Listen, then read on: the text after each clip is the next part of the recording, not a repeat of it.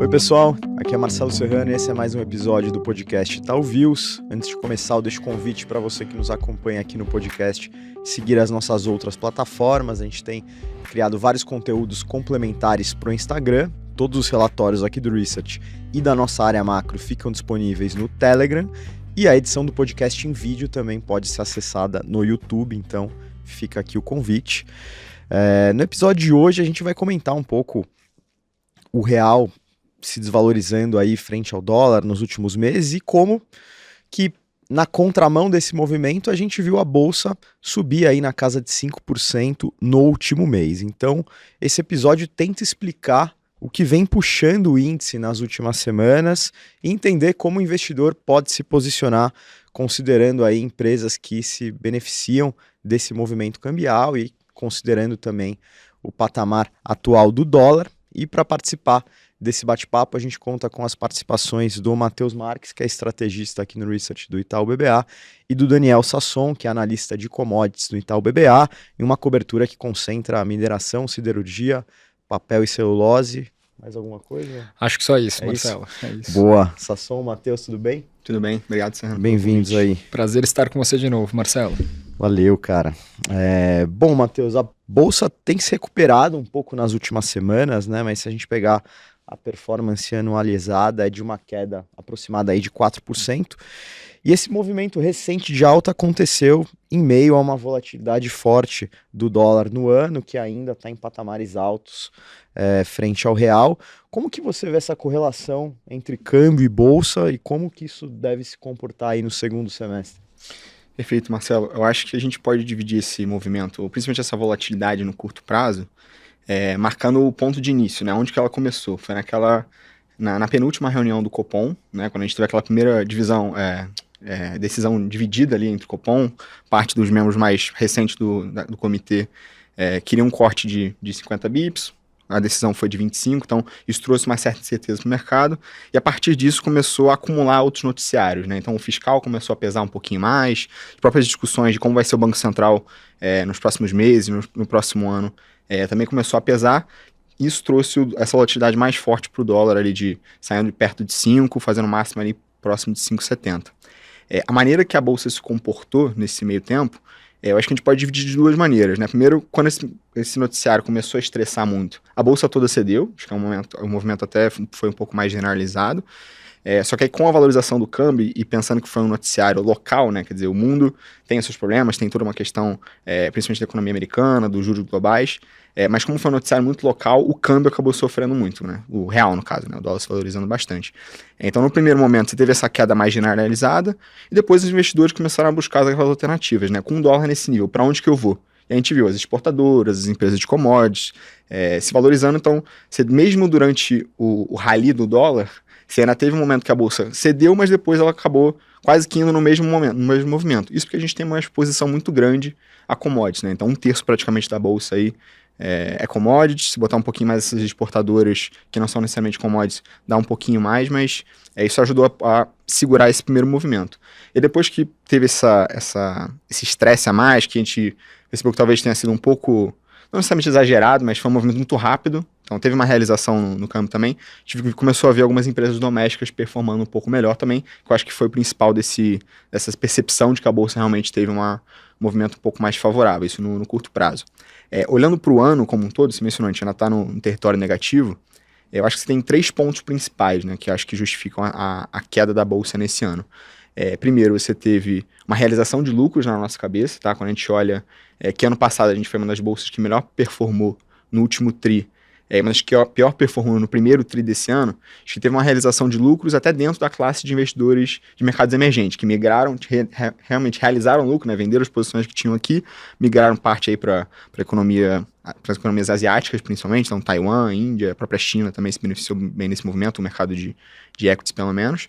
O segundo ponto foi um decoupling do que a gente viu do Brasil com relação ao mercados globais, tá? Então você viu S&P, algumas bolsas lá fora performando muito bem, mas muito em temas específicos, né? Então falamos de AI, de Big Techs, e quando você olha para o Brasil, você não tem muito isso refletido na bolsa, né? Você tem 1% praticamente da bolsa brasileira é tecnologia, quando os Estados Unidos é 40%, quando o Taiwan, por exemplo, que foi a melhor performance de mercado emergente, tem quase 2/3 da bolsa nesse setor. Então, o Brasil perdeu essa leva por conta de não ter essa exposição, né? E o último ponto, como eu mencionei, foi essa questão do cenário local um pouco mais deteriorado, você ter essas discussões que sempre estiveram ali, né? O fiscal sempre foi um problema no Brasil, né? Só que de vez em quando a gente esquece um pouco mais, de vez em quando volta tem um pouco mais de importância. E também essa questão do Banco Central, acho que são os dois principais pontos no local que fizeram essa diferença. Olhando agora para o segundo semestre, eu acho que a gente começou bem, digamos assim, saiu de um ponto de partida muito alto para o dólar, né? Então ele está cedendo um pouquinho, já está ali um pouco mais próximo de 5,40, 5,50, que ainda é um patamar elevado. Acho que ainda as empresas que são dolarizadas têm ainda muito a se beneficiar, né? Acho que principalmente nesse ponto. Então, assim, a gente tem que observar como é que vão ficar essas dinâmicas locais, principalmente, que a gente entende que é o que mais faz diferença aí nessa conta da Bolsa com relação ao dólar. Legal.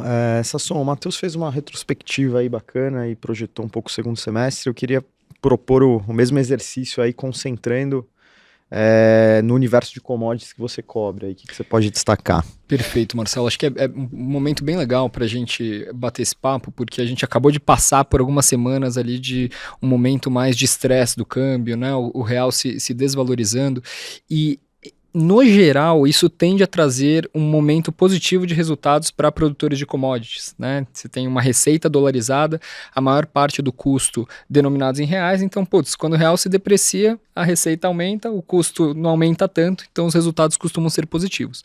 No entanto, quando a gente olha a performance das ações que a gente cobre nesse primeiro semestre, duas se destacam, a CBA, produtora de alumínio, e a Aura, produtora de ouro.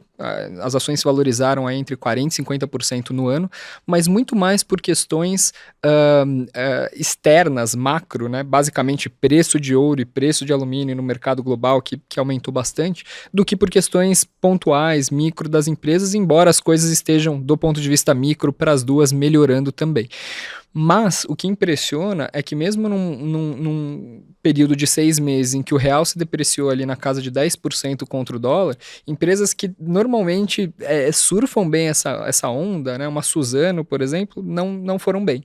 E aqui eu acho que está um pouco relacionado com um dos pontos que o Matheus trouxe na resposta anterior, né, sobre essa preocupação maior com o fiscal, com o crescimento econômico, preocupação macro mesmo do Brasil, porque muitas dessas empresas também têm uma participação relevante dos resultados que vem de venda de aço no Brasil, venda de papel no Brasil, etc. Mas acho que tem um outro ponto que é, de repente, histórias específicas que dizem respeito a cada empresa. Então, por exemplo, no caso de Vale, houve no começo do ano preocupações relacionadas à sucessão do CEO, há preocupações relacionadas ao reacordo por Mariana, que a Vale e o governo estão agora próximos de chegar. No caso da Suzano, a gente viu uma preocupação com uma potencial aquisição da International Paper há algumas semanas, né? As empresas estiveram em negociações para eventualmente a Suzano adquirir um dos maiores produtores de caixas dos Estados Unidos. Acabou não dando certo, mas as ações da Suzano sofreram no período. Então a gente tá num momento em que todas as empresas da nossa cobertura, com exceção de Aura e CBA, estão em território negativo no ano, o que surpreende dada a depreciação do câmbio. E aí, Marcelo, a gente vai até se aprofundar um pouco mais para frente, mas nosso papel é exatamente de tentar identificar onde tem talvez um descolamento do fundamento, onde estão as oportunidades aqui para os investidores se posicionarem nesses setores. Bacana, acho que antes de aprofundar essa conversa em commodities, voltando aqui para o Matheus, acho que vale destacar o quanto esse ano foi marcado pelo investidor, talvez selecionando aí papéis de uma maneira mais conservadora, e sempre que isso acontece, ou a gente olha valuation da bolsa, perspectivas de ter um valuation atrativo e de uma possível recuperação, a gente pensa em um movimento de rotação de portfólio, do investidor começar a olhar nomes aí de crescimento, nomes domésticos. Você acha que a gente está perto desse momento ou não? E se sim, qual seria uma estratégia para o investidor, pelo menos, posicionar um pé ali em um eventual rally ou numa recuperação da bolsa? Perfeito, Marcelo. Acho que quando a gente fala de rotação de portfólio, né, o investidor ele faz isso a todo tempo, né? Mas a gente sente que o doméstico ainda está um pouco mais leve nesse sentido, o setor doméstico, no caso, né? Você acaba que tem, se dividindo a bolsa nesses 3 setores, né? Commodities, financeiro e setor doméstico, todos estão com valuation atrativo, né? Mas doméstico, commodities na média tem um valuation um pouco mais barato, porque é mais cíclico, é normal o investidor não pagar um valuation tão elevado. O setor financeiro também tem uma certa previsibilidade, mas o setor de domésticos, que é o que na nossa cabeça vai trazer maior crescimento de lucro para a bolsa esse ano, então a gente estima aí algo próximo de duplo dígito de crescimento da bolsa consolidado, mas puxado principalmente por doméstico. Então a gente sente que os investidores estão de olho, estão posicionados, mas muito mais leves do que eles estavam lá atrás. Tá? Eu acho que a gente pode dividir a cabeça do investidor por 2 pilares principais, né? O que está afetando, o que está segurando talvez o investidor ainda de talvez entrar mais nesses nomes domésticos, né? Acho que primeiro é um pilar mais macro, que aí engloba não só as questões que a gente mencionou, do fiscal, do Banco Central, mas também a questão dos juros americanos, que eu mencionei há pouco. Você, com um juros americano mais alto no mundo, você acabou interrompendo o nosso ciclo de corte de juros aqui também.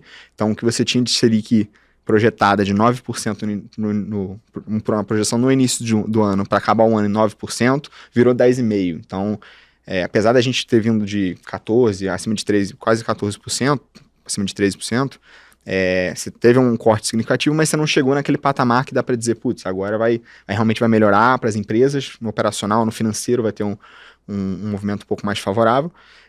E o segundo pilar, que é um pilar um pouco mais técnico, né? Por que eu digo técnico? Técnico / posicionamento.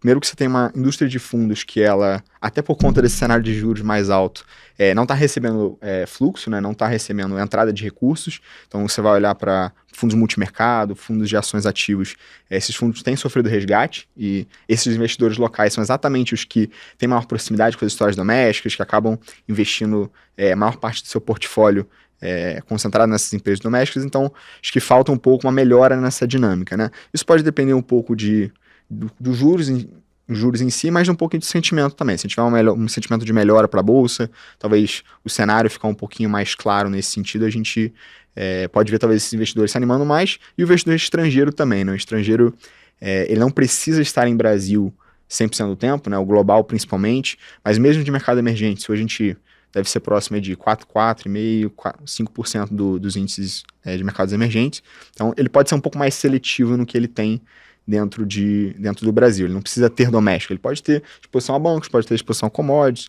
ele não necessariamente precisa estar nas histórias micro que a gente até gosta bastante, né? E aí pensando em como se posicionar para isso, né? Como talvez colocar o primeiro pé antes de entrar mais forte nesse setor de domésticos, né? A gente gosta mais dos cíclicos de qualidade, né? Ou seja, empresas que vão absorver um eventual melhora da economia, vão ter uma melhora no ciclo de lucros para esse ano, mas são empresas de qualidade, são empresas que a gente confia no operacional, que essa melhora de lucros não vai vir só de uma redução de taxa de juros ou de uma pequena melhora no consumo, que é um pouco que a gente está vendo. Então são empresas que a gente vê um perfil de retorno consistente, né? Tanto nos ciclos um pouco mais negativos da economia, quanto nos ciclos mais positivos, a gente gosta desse perfil mais consistente, né? Então tem esse ciclo de qualidade, que a gente pode falar um pouco do setor de bancos, setor de transporte para algumas empresas, e algumas outras empresas, por exemplo, dentro do setor de construção civil, tem umas empresas que a gente entende que são de maior qualidade, que têm um histórico mais de execução melhor, que vão passar melhor por esse momento atual da Bolsa. E além disso, né, além dessa parte de cíclicos domésticos, sempre está balanceado com empresas mais de infraestrutura, né? A gente fala do setor elétrico, fala do setor de portos, por exemplo, que são setores de investimento mais de longo prazo, mas que tem taxas de retorno reais interessantes, né? E também essa parte de commodities mais selecionadas, né? Escolher boas histórias, valuations atrativos, acho que algo nessa linha, pensando em posicionamento e portfólio. Perfeito. Sasson, chamou atenção na tua primeira resposta o comentário de que esse efeito cambial talvez não tenha sido absorvido, né, pela maioria das empresas. Então, além dessa questão cambial, que aspectos do cenário econômico ou relacionado a histórias micro podem fazer essas ações mais representativas andarem aí? Perfeito, Marcelo. Eu acho que analisando a performance, ou o que a gente esperaria que tivesse acontecido no primeiro semestre, com algumas das ações que a gente cobre versus o que realmente aconteceu, a gente vê que tem algumas oportunidades de ações que realmente parecem baratas nos níveis atuais. Então, eu chamo a atenção, por exemplo, talvez um dos primeiros setores em que os investidores pensam quando o câmbio deprecia é o setor de papel e celulose. No caso da Suzano, por exemplo, olha só, a ação hoje aqui por volta de R$ 52, R$ 53, com o câmbio em 5,40. Poxa, antes de toda a conversa sobre a Suzano eventualmente comprar a International Paper, a ação estava perto de R$ 60 e o câmbio em 4,95. Ou seja, o real depreciou e a ação da Suzano teve uma performance super fraca. Acho que tem algumas questões macro que também passam a ficar mais relevantes. Por exemplo, o pessoal nós esperamos, o consenso de mercado espera que no segundo semestre haja uma correção no preço da celulose, que surpreendeu positivamente no primeiro semestre, mas agora com entradas de capacidade da própria Suzano, startando um projeto no Mato Grosso do Sul, projeto Cerrado, você tem um aumento de capacidade e de repente alguma pressão em preços. Então, de repente o ambiente operacional do ponto de vista da commodity em si não seja o melhor possível, né? Por outro lado, a ação nos parece super descontada. Para aqueles investidores que de repente têm um horizonte de investimento um pouquinho maior do que 3 meses ou 6 meses, que conseguem segurar o papel por 1 ano, 2 anos, eu acho que a Suzano apresenta uma relação entre risco e retorno assimétrica para cima, né? Aí pensando um pouco no setor de mineração e siderurgia, Marcelo, eu acho que siderurgia passou ali durante o primeiro semestre desse ano por um momento muito ruim em termos de margens, né? Então, competição com o produto importado super forte, inabilidade de passar aumentos de preço, esse cenário aparentemente começou a mudar. Semana passada a gente já viu os primeiros aumentos de preço, tanto prazos planos quanto prazos longos no Brasil. Isso deve representar uma viradinha de chave ali em termos de geração de resultados dessas empresas. E algumas dessas empresas, como por exemplo Gerdau e Usiminas, empresas para as quais a gente tem uma recomendação de compra hoje, a gente acha que estão com um valuation descontado versus onde deveriam estar, né? Você tem métricas super positivas no caso da Gerdau vindo, por exemplo, de Estados Unidos, com ambiente resiliente, com projetos liderados pelo governo, né? Inflation Reduction Act, Infrastructure Bill, as atividades de nearshoring e tal, dando suporte para consumo de aço no país. Então, eu acho que você tem aqui algumas histórias cujas exposições a alguns setores são bacanas, são legais de se ter hoje em dia. A Gerdau, por exemplo, aos Estados Unidos é uma delas. A própria Suzano ou Klabin, em termos de valuation versus onde o câmbio está, mesmo considerando já uma queda de celulose nos próximos meses, nos parecem outras histórias interessantes. Então, acho que você tem que ser um pouco mais, talvez, específico para fugir de histórias que, de repente, tenham alguma coisa company specific não indo muito certo, mas, no geral, o ambiente parece estar melhorando tanto para as empresas de mineração e siderurgia, quanto prazo de celulose em termos de valuation, de menores preocupações com aquisições ou com coisas extra commodity, né? Legal. Entrando na etapa final aqui, Matheus, acho que a gente sempre deixa as recomendações, considerando o tema do episódio, quais seriam as principais escolhas na bolsa hoje para aquele investidor que está comprado em dólar, entre aspas, que quer buscar papéis aí que de alguma maneira se beneficiem desse real mais desvalorizado? Perfeito, eu acho que a gente pode partir do ponto que até o Sasson mencionou. Empresas que têm receitas atreladas a dólar, mas tem talvez uma exposição de custo não tão vinculada ao dólar, ou tem uma exposição em dívida, mas no net ainda ser positivo por conta dessa dolarização. Então, commodities é um setor que claramente está nessa dinâmica. Setor agrícola também para algumas empresas, né? Acho que exportam, basicamente, tem essa dinâmica favorável também. Setor de proteínas também tem bastante exposição até fora do país, né? Muitas plantas fora do país, muita parte das vendas fora do país. E também algumas empresas de bem de capital, né? Que aí foge um pouco desse âmbito de commodities, mas ainda consegue manter esse tom de receita dolarizada, né? Então acho que no que a gente fez, no exercício que a gente fez, a gente, em contato com nossos times, nossas células setoriais do research, a gente mapeou essas empresas. E aí, como o Sasson bem mencionou, a gente, além dessa questão toda do dólar, acho que a gente quer tá com boas histórias por trás, né? Ou uma questão específica da empresa, ou uma questão específica do mercado que aquela empresa está inserido que possa ser direcionador também, né? Então, acho que dá para falar de, primeiro, Prio e Suzano, que são 2 nomes que estão na nossa carteira, que a gente entende que estão em valuations bem atrativos, uma coisa ou outra ali em termos de direcionador pode fazer com que esses papéis performem bem. Além desses 2 nomes, a própria Gerdau é uma empresa que a gente acha interessante também, JBS dentro do setor de proteínas, SLC, a parte ali agrícola, uma empresa que tem uma exposição um pouco mais favorável nesse sentido, e a Embraer também no bem de capital, empresa que teve um bom momento, aí, foi uma das melhores performances do primeiro semestre. A gente entende que o cenário ainda está bastante favorável para ela. Então acho que seriam esses 6 nomes. Bacana, e para a gente fechar com um case aí da tua cobertura, Sasson, além de Suzano, que você já comentou, qual seria o principal, ou se é Suzano mesmo?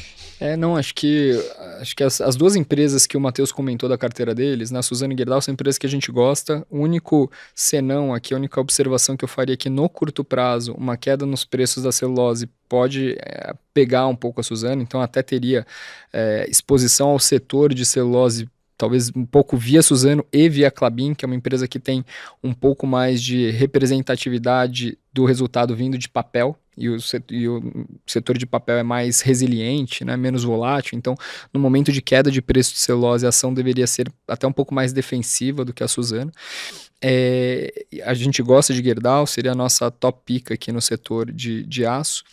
E uma empresa que é sempre importante, relevante no índice, quase 14% de peso no Ibovespa, a Vale.